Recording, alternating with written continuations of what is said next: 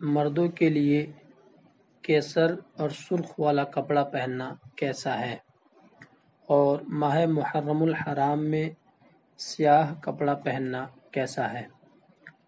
تو اگر عورتوں کے حوالے سے گفتگو کرے تو آیا ہے کہ عورتوں کو ہر قسم کے کپڑے پہننا جائز ہے، اور مردوں کو کیسر اور سرخ کپڑے پہننے کی ممانعت ہے۔ عام دنوں میں سیاہ کپڑے پہننا جائز بلکہ مستحب ہے، چاہے ایک سیاہ ہو یا دونوں۔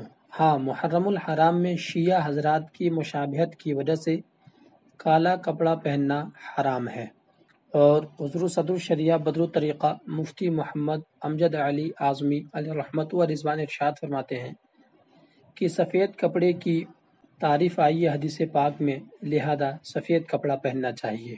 اعلیٰ حضرت امام احمد رضا خان فاضل بریلوی علیہ رحمت و رضوان ارشاد فرماتے ہیں کہ عورتوں کو ہر قسم کا رنگ جائز ہے جب تک کہ اس میں کوئی نجاست نہ ہو، اور مرد کے لیے 2 رنگوں کا استثناء ہے، یعنی 2 رنگوں سے منع کیا گیا ہے، اور وہ کیسر ہے اور سرخ رنگ ہے۔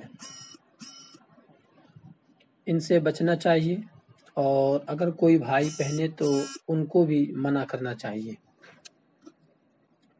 سرخ رنگ کے حوالے سے آتا ہے کہ سرخ رنگ سے بچو، اس لیے کہ وہ شیطانی صورت اور حیت ہے۔ باقی رنگ فی نفس ہی جائز ہے، کچے ہوں یا پکے۔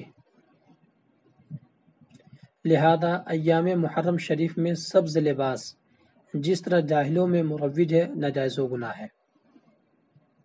اگر کوئی کسی عارض کی وجہ سے ممانعت ہو جائے تو وہ دوسری بات ہے، جیسے ماتم کی وجہ سے سیاہ لباس پہننا حرام ہے، جیسے کہ فتاوی ہندیہ میں آیا ہے، بلکہ ماتم کے لیے کسی قسم کی بھی کپڑے اختیار کرنا یہ حرام ہے۔